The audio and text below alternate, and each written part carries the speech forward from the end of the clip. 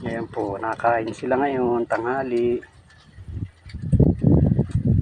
Ito po yung pinakamaliit itong isang ito.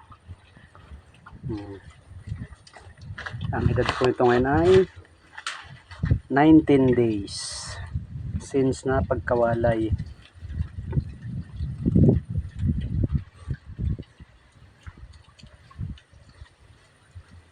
Ito po yung pinakamalaki ay pinakamaliit. Yan po yung nag-iisang lalaki. Yan, nag-iisang lalaki yan. Supla po at maganda po ang katawan nila. Yan po yung nag-iisang lalaki.